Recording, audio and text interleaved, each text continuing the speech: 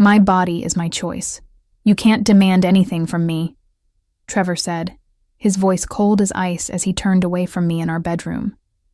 The words hit me like a physical blow, leaving me standing there in the silk nightgown I had carefully chosen for our 6-week anniversary. 6 weeks. 6 weeks of marriage, and my husband had not touched me once. My name is Justine Crawford, and at 27, I thought I had found my fairy tale ending when Trevor Caldwell proposed to me last spring in Denver, Colorado. The wedding had been everything I dreamed of, a beautiful ceremony at the prestigious Highlands Country Club, surrounded by friends and family who celebrated what they believed was the beginning of my happily ever after.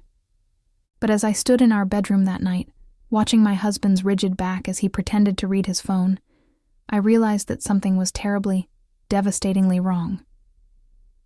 "Trevor, we're married," I whispered, my voice barely audible. "I'm your wife.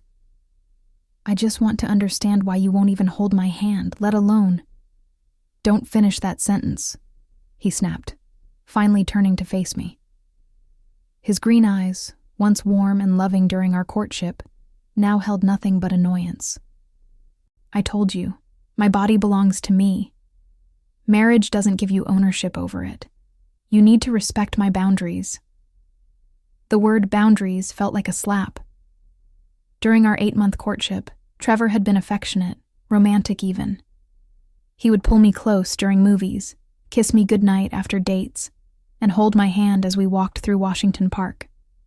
But the moment we returned from our honeymoon in Aspen, a honeymoon where he had claimed exhaustion every single night, everything changed. It was as if a switch had been flipped, transforming the man I married into a stranger who flinched whenever I came near him. "This isn't normal," I said, my voice gaining strength. "Married couples are intimate. They share a bed, they touch each other, they—" "Normal?" Trevor laughed bitterly. "You want to talk about normal? Normal is respecting your partner's choices. Normal is not pressuring someone into physical contact they don't want." I stared at him, feeling the ground shift beneath my feet. His words were technically correct. Consent mattered, boundaries mattered. But something felt deeply wrong about the way he wielded these concepts like weapons against his own wife.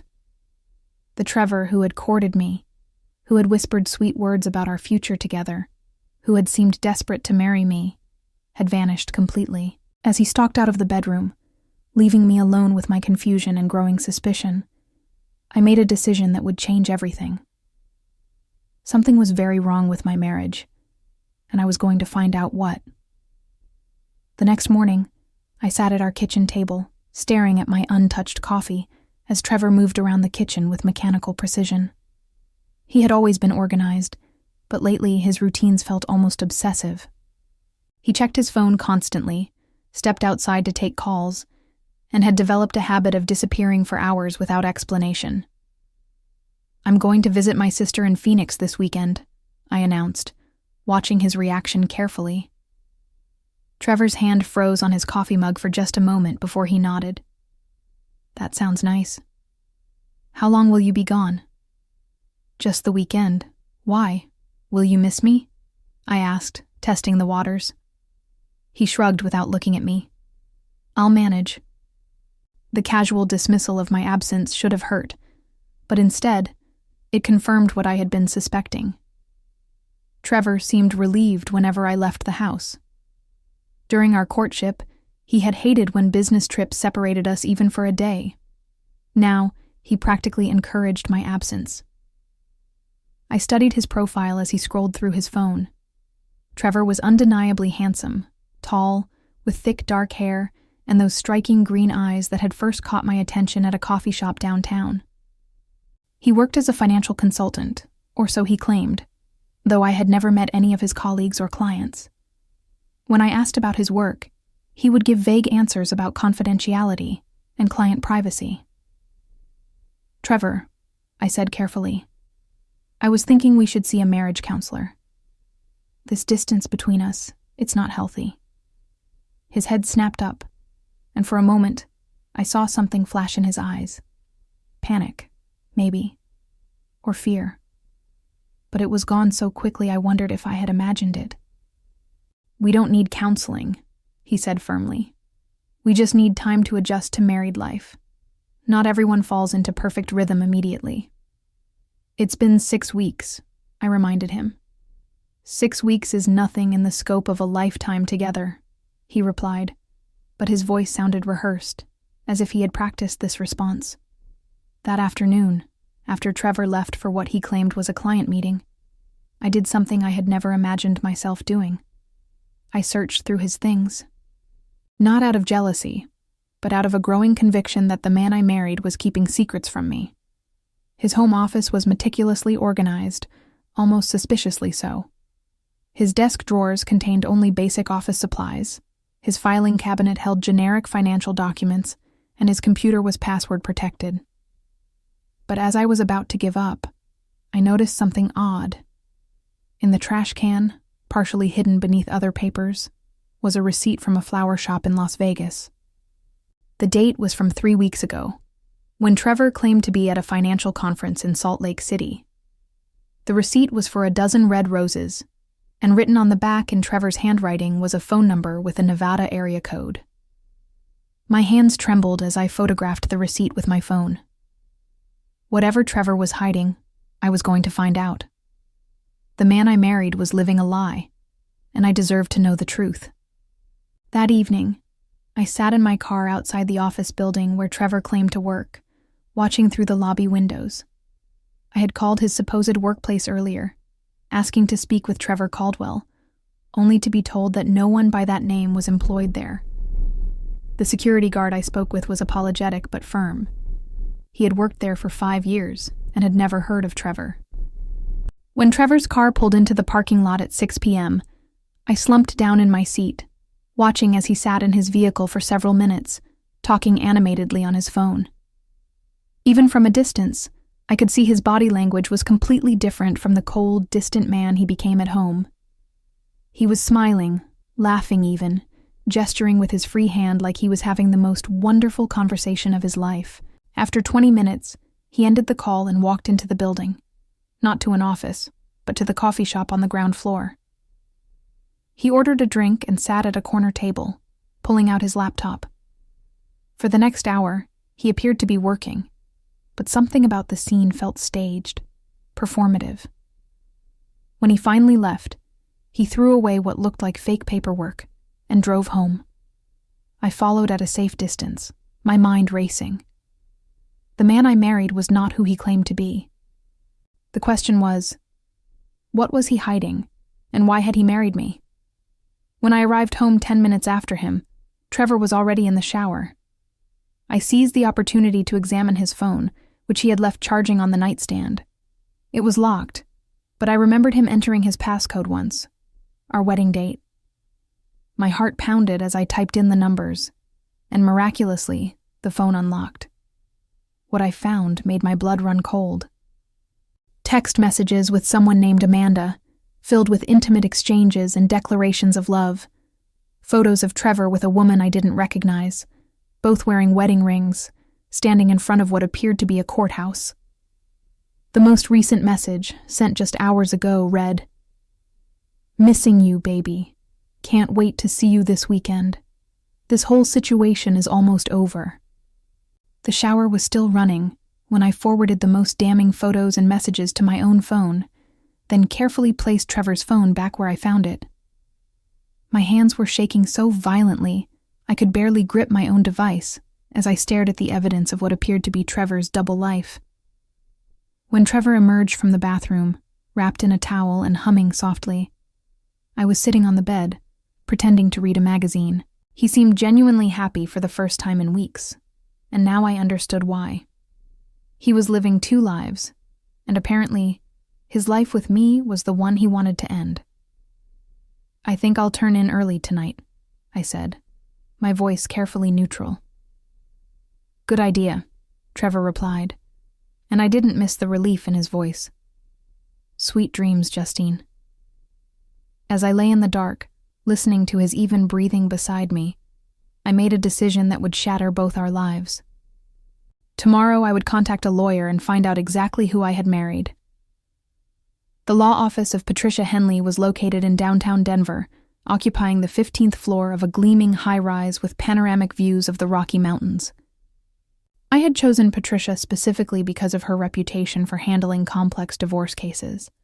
But as I sat across from her mahogany desk, sharing the evidence I had gathered, I realized I was dealing with something far more sinister than a simple marital breakdown. "Justine," Patricia said, her voice grave as she studied the photos on my phone. "What you're showing me suggests potential bigamy. This isn't just grounds for divorce. This could be criminal." The word bigamy hit me like a physical blow. I had suspected an affair, maybe even that Trevor had married me for financial reasons, but the possibility that he was already married to someone else had never crossed my mind. "That's impossible," I whispered. "We have a marriage certificate. We were married by a licensed officiant at the country club. There were over 200 witnesses." Patricia nodded grimly. "Your marriage is legally valid on your end, which makes Trevor's situation extremely problematic if he's already married to someone else. Bigamy is a felony in Colorado, punishable by up to 6 years in prison." She reached for her phone. "I'm going to recommend we hire a private investigator immediately. We need to determine if this Amanda person is actually Trevor's wife, and if so, when and where they were married. If their marriage predates yours, then your marriage is void, and Trevor has committed a serious crime." Within hours, I found myself in the office of Detective Michael Torres, a former police officer turned private investigator who specialized in marriage fraud cases. He was a compact man in his 50s, with sharp eyes and a direct manner that immediately put me at ease. "I've seen cases like this before," he said, making notes as I recounted my story. "The pattern is usually the same. The perpetrator researches wealthy targets, courts them quickly, rushes into marriage, and then tries to access their finances before disappearing. The lack of intimacy is a red flag. Many of these fraudsters avoid physical contact because it complicates their exit strategy." "But Trevor seemed so genuine when we were dating," I protested. "He was romantic, attentive. He seemed to really care about me." Detective Torres looked at me with something approaching sympathy. "These people are skilled manipulators, Justine. They research their targets extensively, learn their interests, their backgrounds, their vulnerabilities. They become whoever they think you want them to be." He pulled out a contract. "I need you to understand that what we might discover could be very painful. Are you prepared for the possibility that everything about your relationship was a lie?" I thought about the past 6 weeks of confusion and rejection, about the cold stranger sharing my bed, about the phone calls and mysterious absences. Whatever the truth was, it couldn't be worse than the uncertainty I was living with. "I need to know," I said firmly. "Whatever it takes." Detective Torres nodded and began outlining his investigation plan. He would start by running comprehensive background checks on Trevor Caldwell, searching marriage records in multiple states, and attempting to identify and locate Amanda. He would also investigate Trevor's claimed employment and financial history. "One more thing," he said, handing me a small recording device. "If Trevor makes any admissions or threats, we need them on record. Colorado is a one-party consent state, so you can legally record conversations you're part of without his knowledge." As I left the detective's office, the small recording device felt heavy in my purse. I was about to embark on an investigation that would either save my marriage or destroy it completely. But for the first time in weeks, I felt like I was taking control of my situation instead of being a passive victim of Trevor's manipulations. That evening, I watched Trevor across the dinner table, studying his face for any sign of the man I thought I had fallen in love with. He seemed relaxed, almost cheerful, making small talk about his day while I mechanically ate my pasta. Every smile, every casual comment, every moment of apparent normalcy now felt like an elaborate performance designed to deceive me. When he excused himself to take a phone call in his office, I turned on the recording device and followed him, positioning myself outside the door. "I know, baby. I miss you too." Trevor's voice carried through the thin office door, tender and loving in a way I hadn't heard since our honeymoon. This whole situation is more complicated than I expected, but I promise it'll be over soon. I pressed closer to the door, my heart hammering as I listened to what was clearly an intimate conversation with another woman.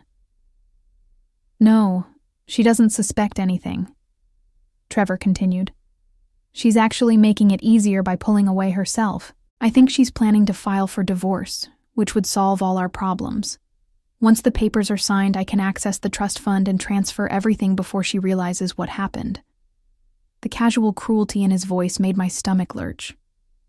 He was talking about me like I was nothing more than a business transaction, a problem to be solved. The prenup was a stroke of genius, he continued. She was so in love she barely read it. If she files for divorce within the first year, she gets nothing, but I get half of any assets she brought into the marriage. That includes the trust fund her grandmother left her. I had to grip the doorframe to keep from collapsing. The prenuptial agreement Trevor had insisted on, claiming it would protect both our interests, was actually designed to rob me blind. He had manipulated me into signing away my own inheritance. "I love you too, Amanda," Trevor said, his voice dropping to an intimate whisper. "Tell me about your day. How was work?"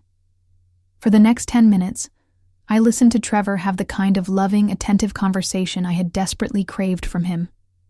He asked about Amanda's job as a nurse in Las Vegas, remembered details about her colleagues, made plans for their weekend together. He was everything to her that he refused to be to me. When he finally ended the call, I crept back to the living room and turned off the recording device, my hands shaking as I processed what I had just learned. Trevor hadn't just married me while already married to someone else. He had orchestrated an elaborate fraud designed to steal my inheritance. The prenup, his rejection of intimacy, even his encouragement of my independence, were all part of a calculated plan to rob me and disappear. The next morning, while Trevor was supposedly at work, Detective Torres called with his preliminary findings. "I have good news and bad news," he said. "The bad news is that Trevor Caldwell married Amanda Wilson in Las Vegas 8 months ago, 2 months before he proposed to you. Their marriage is fully legal and documented." My worst fears were confirmed, but Detective Torres continued. "The good news is that this makes your case straightforward. Trevor committed bigamy when he married you, and the evidence you recorded last night proves intent to commit marriage fraud. We have enough to file criminal charges and void your prenup based on fraud." "What happens now?" I asked, feeling strangely calm despite the magnitude of what I had learned. "Now we set a trap," Detective Torres said. "Based on the conversation you recorded, Trevor is planning to access your trust fund soon. We need to catch him in the act. Are you willing to let this play out a little longer to gather more evidence?" I thought about the man who had swept me off my feet with romantic gestures and promises of forever, who had turned out to be a criminal using me for my money while loving someone else. The betrayal cut deeper than I could have imagined, but beneath the pain was something harder and more determined. "Yes," I said firmly. "Let's catch this bastard." Detective Torres had been thorough in setting up surveillance, but what he discovered over the next week exceeded even his expectations. Trevor wasn't just a bigamist. He was part of a larger pattern of marriage fraud that had been going on for years. "We've identified at least 3 other women in different states who married men matching Trevor's description," Detective Torres explained during our meeting at Patricia's office. "Same methodology, whirlwind courtship, quick marriage, access to finances, then disappearance. We think Trevor and Amanda work as a team." The surveillance photos he showed me were devastating. Trevor and Amanda at dinner in Las Vegas, holding hands and laughing. Trevor entering and leaving an apartment that was clearly their shared home. Most damning of all, photos of them at a bank, where Amanda waited in the car while Trevor went inside with what appeared to be financial documents. "He's been using your marriage certificate and the forged documents to establish himself as your legal husband with financial institutions," Patricia explained. "The plan seems to be to drain your accounts and then file for divorce under the prenuptial agreement, claiming you were unfaithful or abandoned the marriage." "How is that possible?" I asked. I would have noticed money missing from my accounts. Detective Torres pulled out another folder. He's been more sophisticated than that. He's opened new accounts using your social security number and marriage certificate, then applied for lines of credit against your trust fund. He hasn't touched your existing accounts yet because that would trigger immediate alerts, but he's created a shadow financial identity that he can drain all at once. The scope of the deception was breathtaking. Trevor had been planning this for months, possibly even before we met. Every romantic gesture, every declaration of love, every moment of apparent happiness had been calculated to manipulate me into the perfect position to be robbed. "There's something else," Detective Torres said, his expression grim. "Amanda isn't just his wife. She's his sister." The room spun around me. "What?" "Amanda Wilson was born Amanda Caldwell. They've been running marriage fraud schemes together for at least 5 years.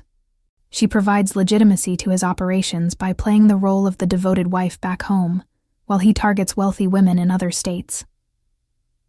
I felt physically sick. The intimate phone calls I had overheard, the declarations of love, the romantic photos, it was all part of an incestuous criminal partnership that made my skin crawl. Patricia leaned forward. "Justine, we have enough evidence to destroy them both. Trevor will face federal charges for mail fraud, wire fraud, bigamy, and identity theft. Amanda will be charged as an accomplice, but we need to catch them in the act of actually accessing your funds." "How do we do that?" Detective Torres smiled grimly. "We give them what they want. You're going to file for divorce, just as Trevor hopes. But instead of using his prenup to rob you, we're going to use it to trap him." The plan was elegant in its simplicity. I would file for divorce, citing irreconcilable differences, playing the role of the heartbroken wife who just wanted out of the marriage. Trevor would feel confident that his plan was working, and would move quickly to access the financial accounts he had set up. Federal agents would be waiting for him.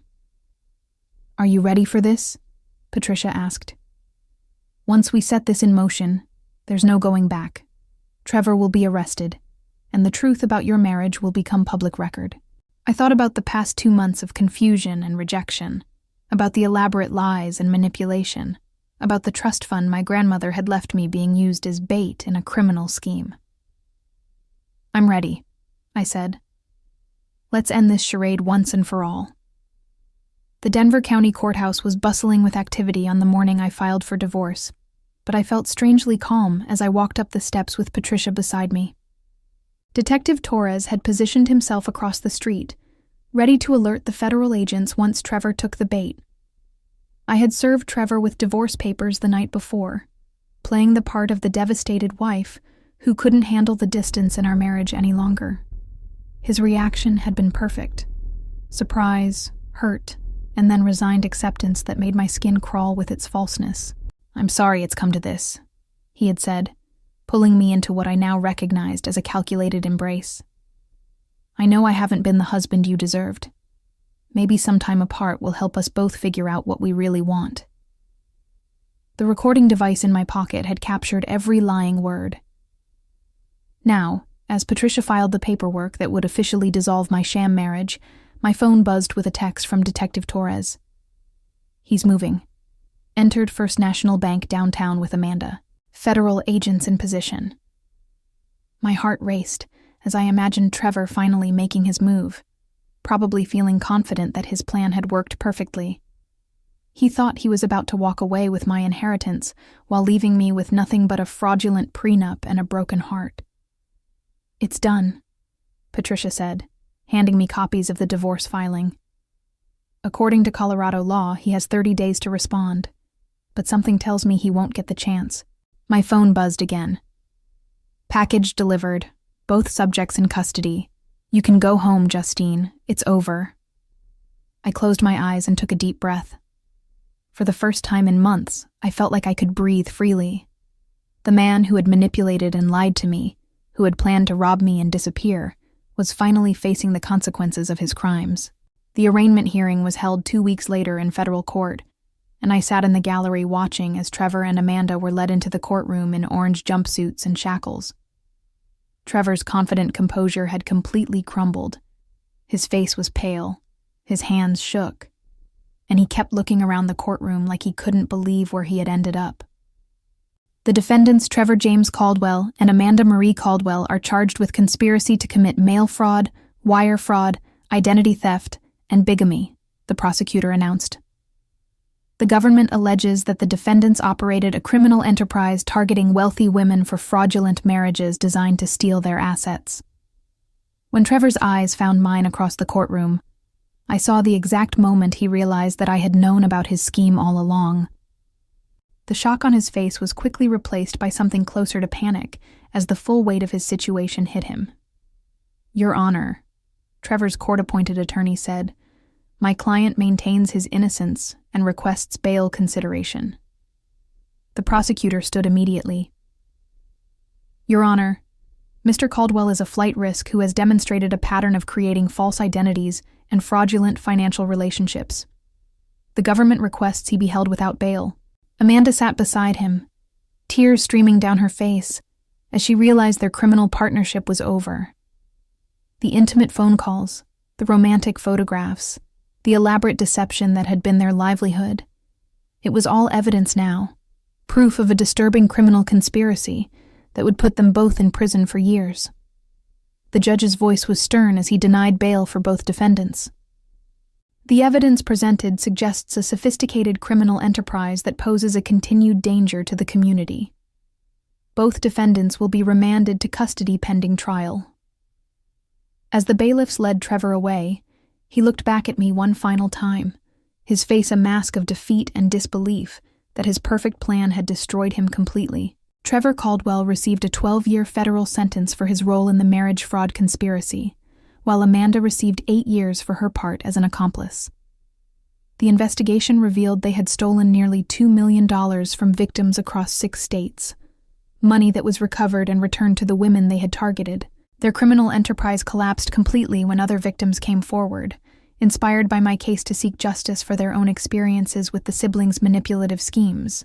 Trevor's reputation was permanently destroyed when media coverage made him notorious as one of the most calculating marriage predators in recent memory, ensuring he would never again be able to manipulate vulnerable women seeking genuine love. I celebrated my legal victory quietly, having dinner with my sister and close friends who had supported me through the investigation and trial.